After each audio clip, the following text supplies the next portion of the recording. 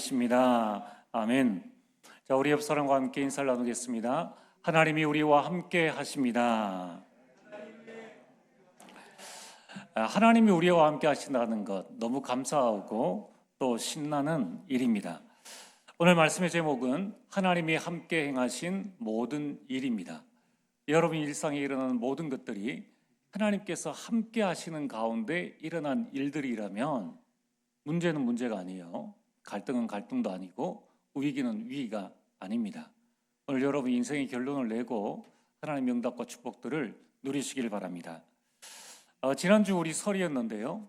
설에 매번 이 명절 때마다 이 가문을 돌아보면서 두 가지 이 중요한 것을 얻습니다. 첫 번째는 응답, 두 번째는 기도해야 될 기도 제목입니다.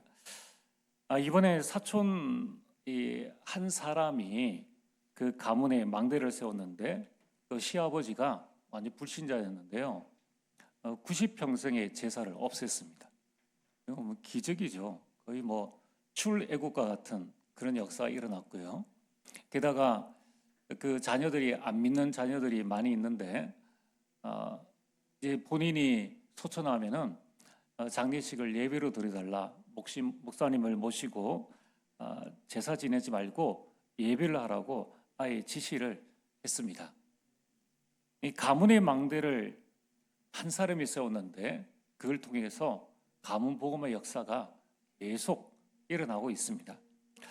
또 하나 기도해야 될 기도 제목은 이제 신앙생활 잘하는 조카가 있었는데 아마 그 영적 사춘기가 온 것 같아요. 40일 동안 새벽 기도회를 작정하고 하면서 기도 제목이 뭐냐면은 하나님이 살아계심, 하나님의 음성을 본인이 원하는 어떤 제목이 있는데 그 제목에서 하나님의 음성을 듣기를 원했는데 그 음성이 들리지 않아서 낙심을 하고 있다라는 것을 보게 되었습니다. 그 이야기를 듣고 기도해야 되겠다라는 생각을 했습니다. 여러분 지난 한 주간에 하나님께서 주신 많은 응답들을 누린 분들도 계시고 또 반면에 여전히 고난 가운데 있는 성도님들도 계실 것입니다. 혹시나 여러분 가운데에 왜 나에게는 기도 응답이 없는가? 여러분 이 기도 응답이 없다고 생각하는 성도님들 또는 내가 해결할 수 없는 문제에 직면해서 나는 지금 위기 가운데 있다라고 생각하시는 우리 성도님들이 있습니까? 여러분들이 해야 될 것이 있습니다.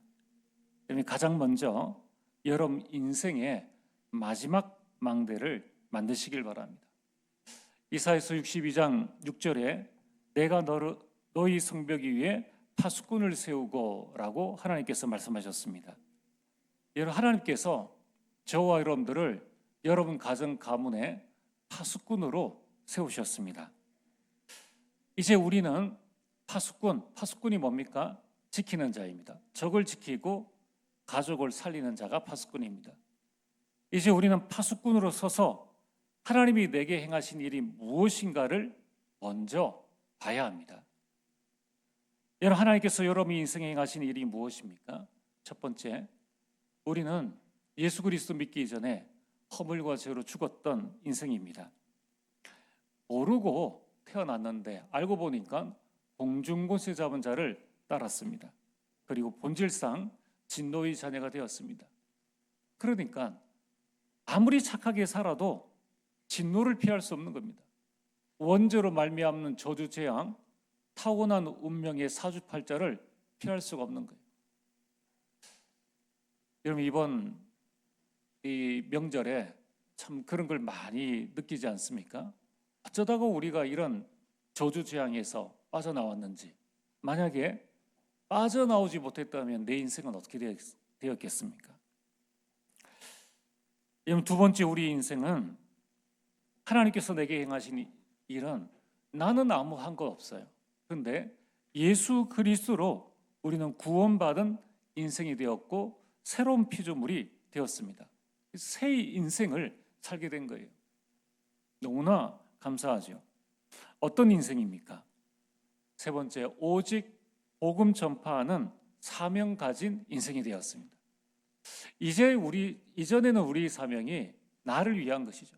잘 먹고 잘 살고 남들보다 또 좋은 어떤 환경에서 살면서 자식들 잘 키우는 것, 이게 우리의 사명이었는데 이제는 그 의식주를 넘어서서 나를 넘어서서 이 복음을 우리 모든 사람들에게 전해야 되겠다 싶은 이 간절한 마음과 사명을 하나님께서 우리에게 주신 인생이 되었다는 거예요. 얼마나 우리 인생이 가치 있는 인생인지 모릅니다. 그리고 하나님께서 내게 행하신 일 마지막은 영원한 천국을 소유한 인생이 되었습니다. 여러분, 우리가 지금 집값이 얼마입니까? 뭐 천차만별이지만은 뭐 서울 같은 경우에 보통 뭐 9억, 10억을 한다더라고요. 대구는 뭐 수성구나 또는 뭐 차이가 있겠지만 억대를 하지 않습니까? 그런데 하나님께서 이 세상에 있는 그 어떤 집보다 비교할 수 없는 일단 길이 황금길입니다.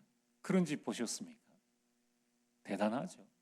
또 우리가 이 땅에서 아무리 좋은 집에 살아도 몇 년을 살겠습니까? 뭐 태어나서 금수저로 태어나서 죽을 때까지 산다 해도 잘 살면 100년입니다. 더 오래 살면 120년입니다. 이제 우리가 이 땅 나그네 인생길을 다 마치고 우리는 할 건 없는데 천국에 주택연금 넣은 것도 없는데 하나님께서는 우리의 상상을 초월하는 어마어마한 천국을 우리에게 허락해 주셨다는 것입니다. 자, 여러분, 이러한 우리 인생의 마지막 망대를 여러분이 만드시길 바랍니다. 그리고 이제 여러분 인생의 결론을 딱 내세요. 나는 이제 허물과 죄로 죽었던 인생에서 구원받은 자요, 복음 전할 자요, 영원한 천국을 소유할 자이다. 이 땅에서 나의 인생은 어차피 한 번 죽는 인생이에요. 죽어야 천국 갑니다.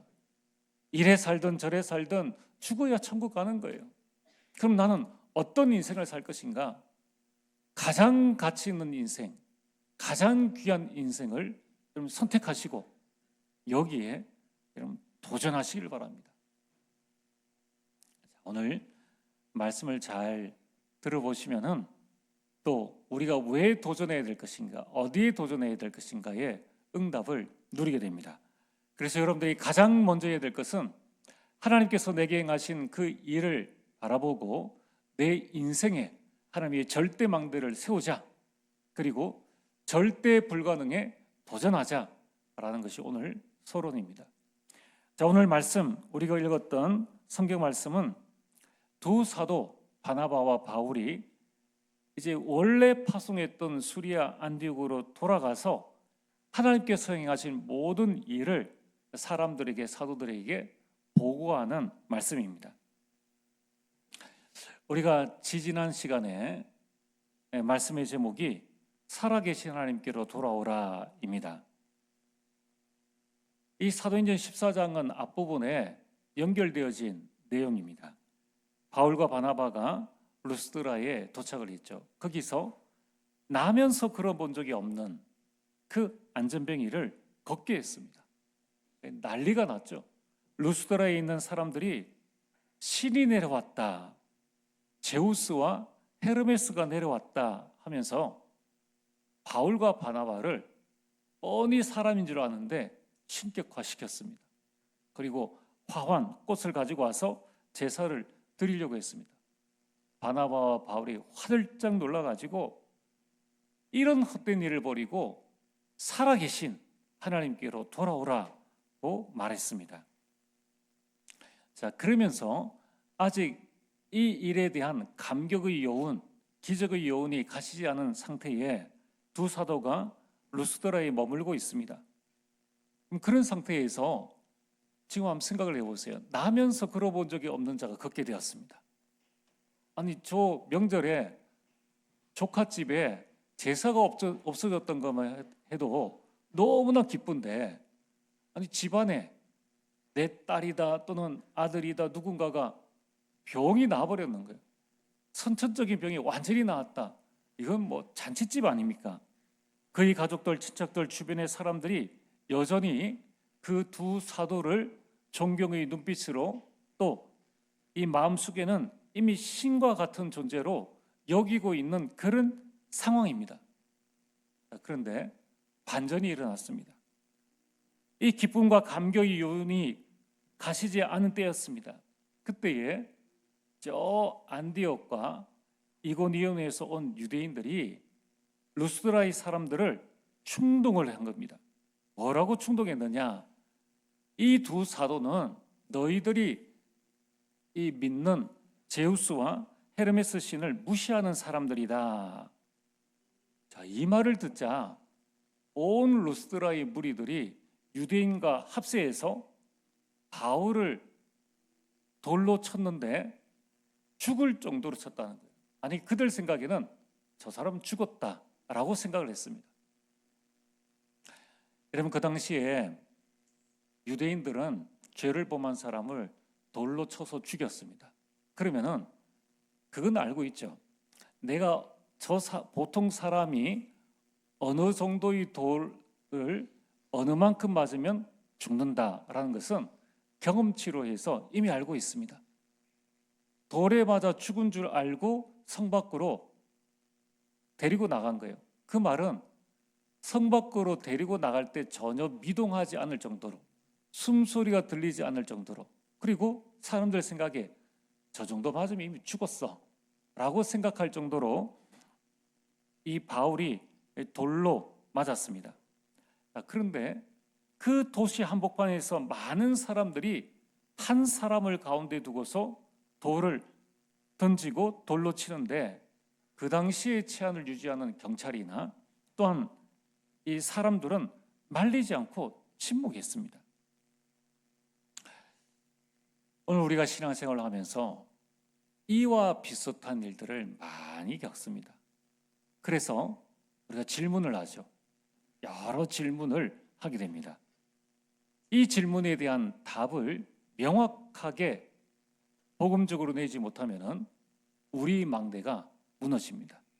그러면서 신앙생활을 하다가 이제는 안 해라고 합니다. 그걸 사탄이 노리고 있는 거예요. 자, 오늘 우리는 본문에서 하나님의 망대를 든든히 세워나가기 위해서 세 가지 질문에 대한 답을 반드시 얻고 가셔야 됩니다. 첫 번째, 두 사도가 무엇을 했습니까? 복음을 전했습니다. 복음을 전했는데 왜 어려움이 오는가? 그것도 돌로 맞아 죽을 정도의 어려움이 왔다는 거예요. 아니, 여러분 집에 혹시 스님이 이 불교 믿으러 왔습니까? 그러면 어떻게 합니까?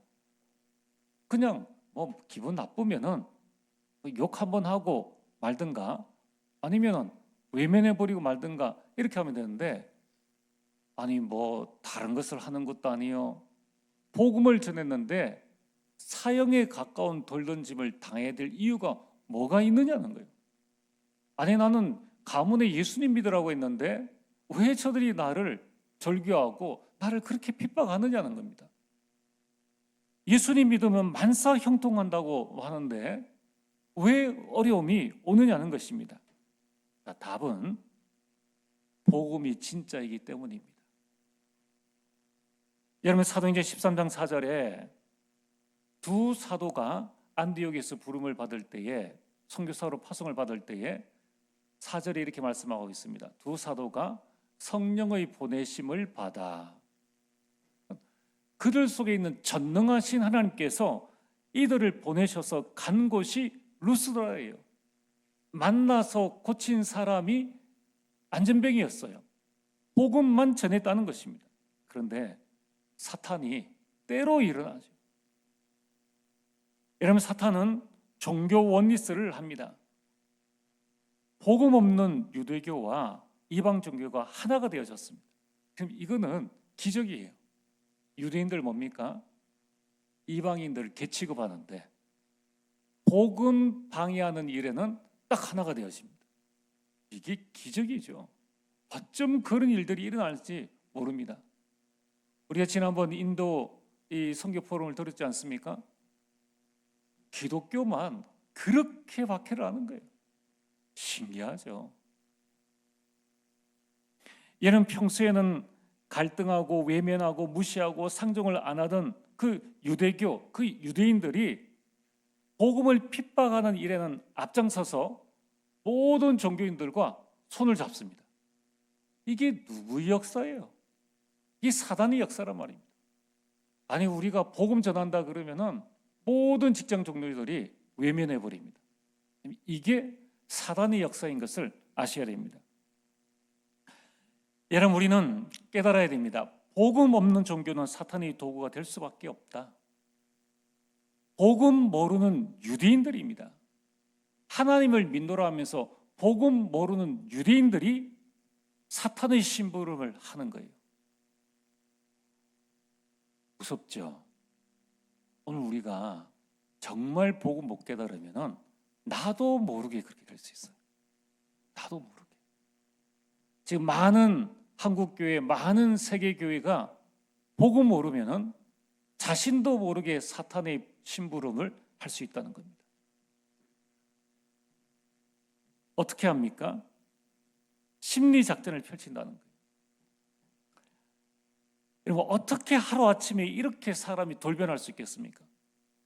아니, 안전벨기를 일으키니까 온 제사장들이 그 앞장서서 와가지고 꽃을 바치면서 당신은 제우스입니다, 당신은 헤르메스입니다, 이렇게 말했던 그 사람들이 하루아침 만에 돌변해가지고 사람을, 자기가 신이라고 말했던 그 사람을 돌로 쳐 죽였다는 거예요.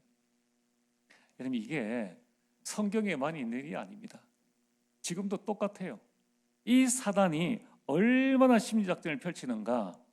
저는 진짜 불신자들이 맨정신으로 인생을 산다면 살 수 없습니다.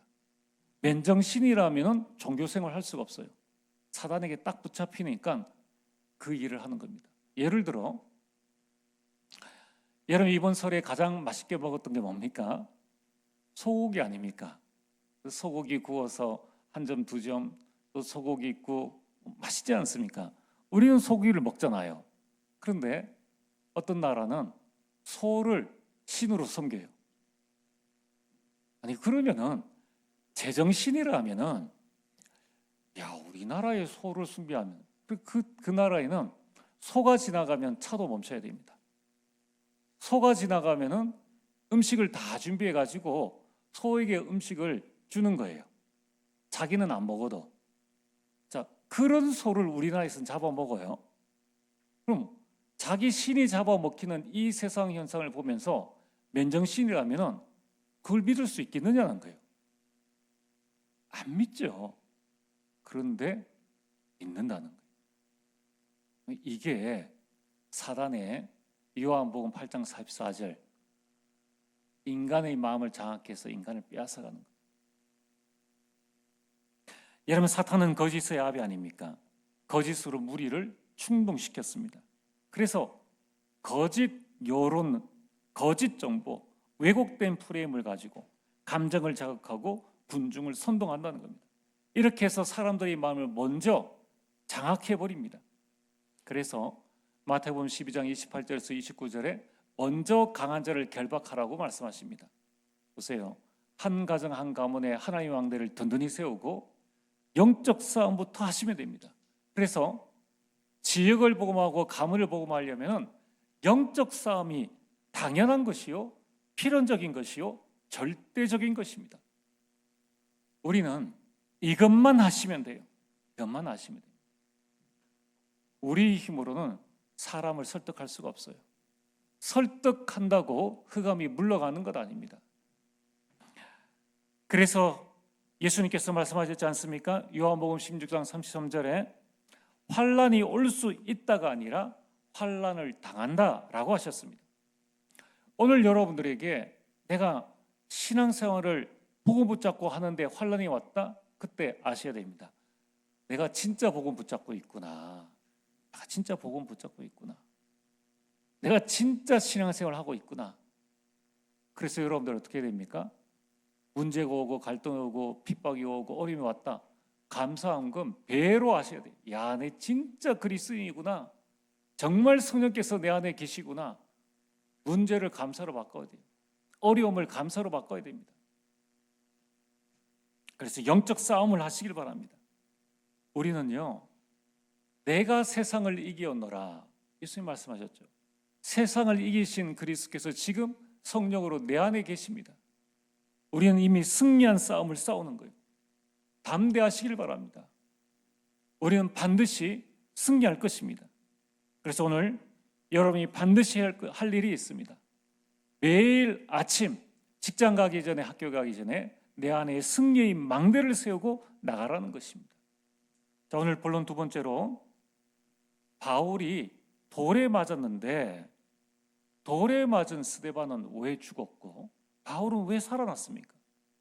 아니, 신앙생활 잘 하고 있는데, 똑같이 병들었는데 어떤 분은 그 병으로 죽고 어떤 분은 또 살아났어요. 이것 때문에 시험 들 필요 없습니다. 많은 사람들은 이것 때문에 시험 들죠. 아니, 똑같이 신앙생활 했는데, 똑같은 교회 선교했는데 누구는 응답받고 왜 나는 응답받지 못하느냐, 이런 생각을 한다는 거예요. 자, 여러분, 오늘 본론 두 번째 1번을 보세요. 심지어 같이 복음을 전하는 그 장소에 같이 있었는데 바나바는 돌도 맞지 않았어요. 똑같이 복음 전했는데 누구는 죽고 누구는 살고 누구는 맞지도 않았습니다. 아니, 왜 결과가 다릅니까? 여기에서 우리 망대가 무너지는 거예요. 여기에서 우리가 신앙생활을 할 때도, 헌신할 때도 내 안에 온전한 망대가 안 세워져 있으면, 아니, 누구는 헌신하고 누구는 왜 청소 안 해? 누구는 설거지하고 누구는 왜 설거지 안 해? 이런 식으로 되어져 버립니다. 왜 결과가 다릅니까? 하나님이 절대 주권이에요.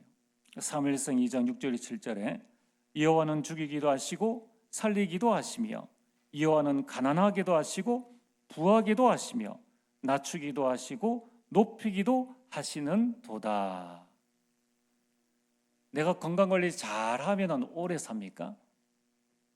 오늘 이 말씀에 주어가 누굽니까? 여호와는 죽이기도 하시고 여호와는 살리기도 하시고, 불신자든 신자든 우리 생명이 하나님께 있는 거예요. 하나님이 내 생명을 불러가는 것이, 돌에 맞았다고 암에 걸렸다고 다 죽는 것 아닙니다. 여호와는 가난하게도 하시고, 하나님이 작정한 일이 있기 때문에 나를 가난하게도 하시고, 하나님이 작정한 일이 있기 때문에 나를 부하게도 하시고, 하나님이 나를 낮추기도 하시고 하나님이 나를 높이기도 하신다는 겁니다. 여기에서 우리가 기억해야 될 것이 무엇입니까?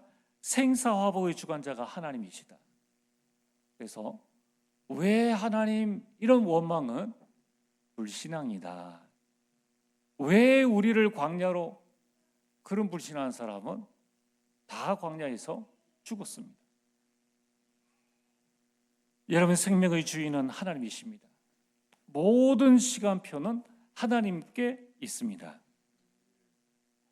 여러분, 성경에 하나님의 절대 주권에 대한 말씀을 많이 하고 있습니다. 특별히 마태복음 25장에 보면은 하나님께서 어떤 사람에게는 1달란트, 어떤 사람에게는 2달란트, 어떤 사람에게는 5달란트를 주셨습니다.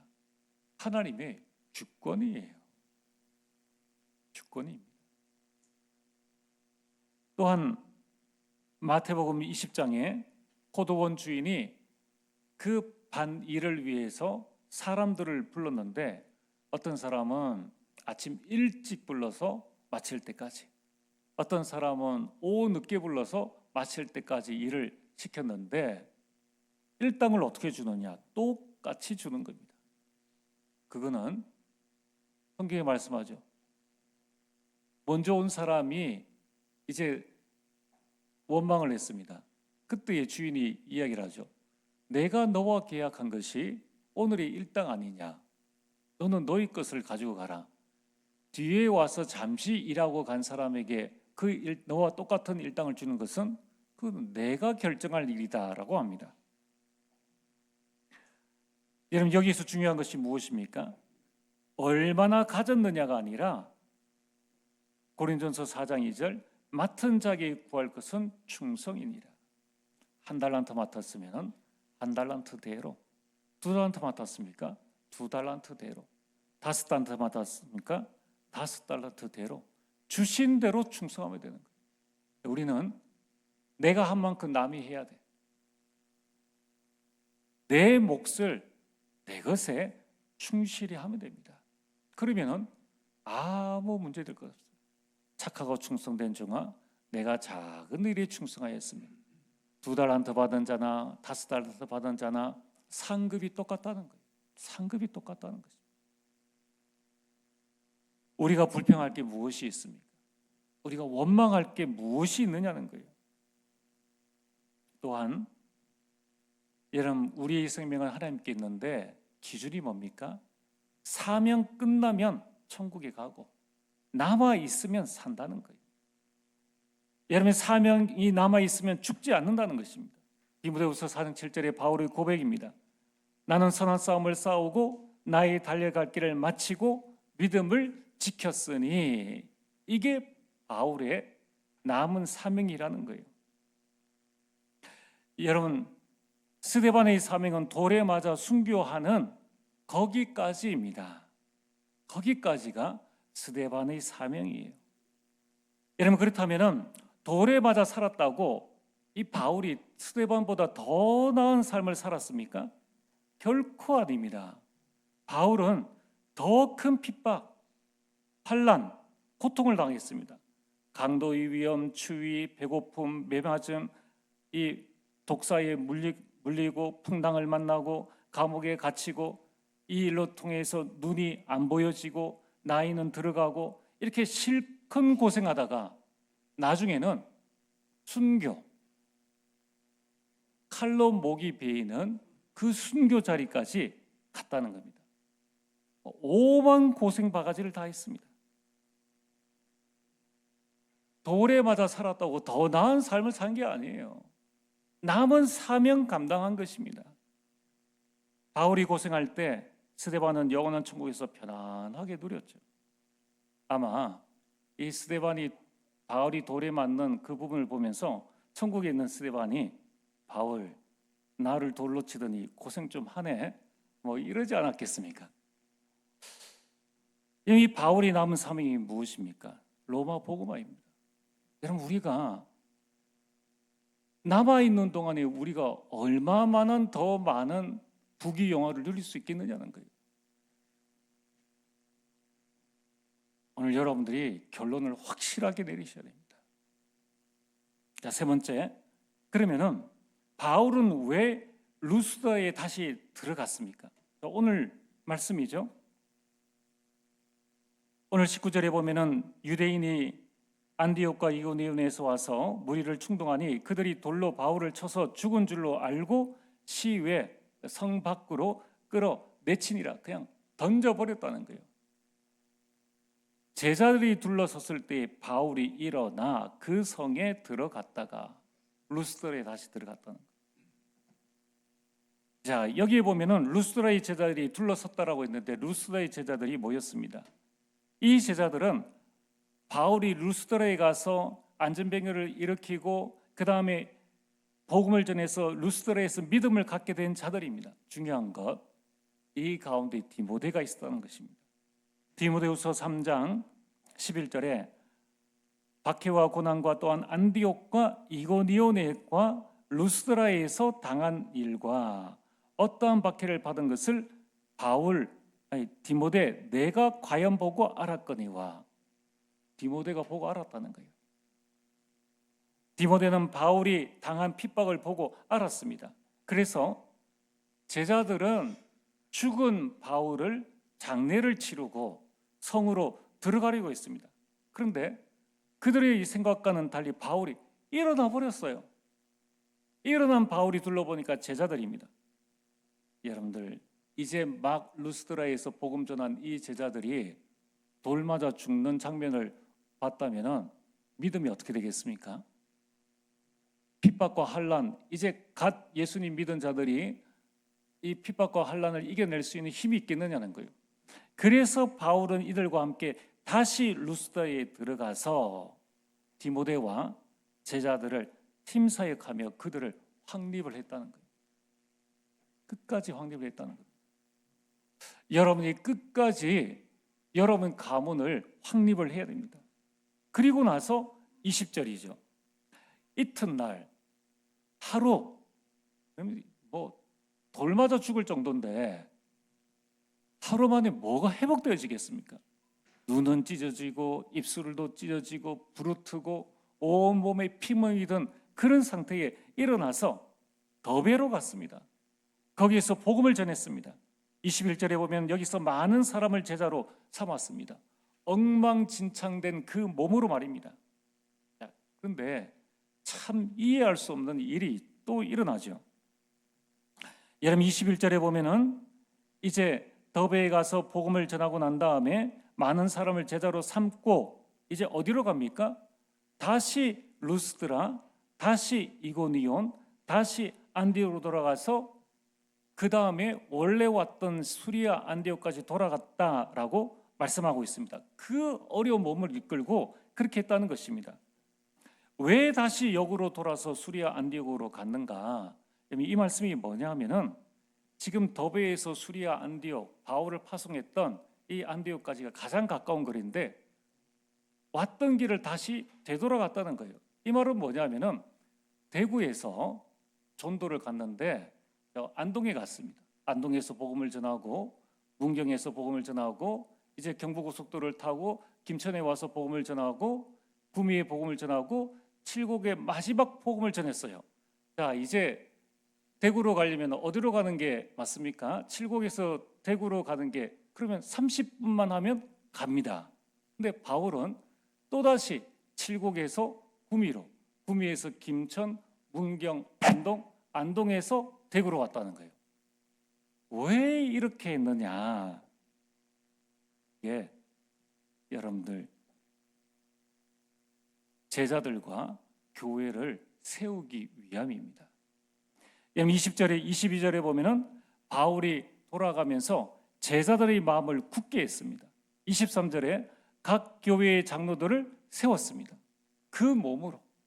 27절에 마지막 안디옥에 이르러서 선교 보고를 했다는 것입니다. 여러분 오늘 여러분들이 모든 질문 진짜 복음으로 답을 내시길 바랍니다. 여러분 하나님은 지금도 쉬지 않으십니다. 여러분의 모든 일에 함께 하십니다. 예레미야 33장 2절에 이 일을 행하는 여호와 그것을 지어 성취하는 여호와라고 말씀하십니다. 하나님은 여러분과 24 함께 하시고 24 응답하시고 24 인도하십니다. 33장 3절에 너는 내게 부르짖으라. 24 함께 하시고 응답하시고 인도하시니까 너는 내게 부르짖으라. 내가 알지 못하는 크고 은밀한 일들, 바울이 깨달았던 그 일들을 내게 보여주리라. 여러분 이번 한 주간에 정말 하나님이 절대 망대를 세워서 24시의 축복을 누리고 가정과 가문을 보호하고 현장과 교회를 살리는 참된 주역으로 서게 되기를 주의 이름으로 축복합니다. 전능하신 아버지 하나님 참으로 감사를 드립니다. 우리 인생 모든 일이 하나님이 함께 행하신 일임을 알고 모든 불신앙을 버리고 하나님의 절대 망대를 세워 우리 모든 현장을 살리는 참된 증인으로 서게 하여 주시옵소서. 예수님 이름으로 기도리옵나이다. 아멘.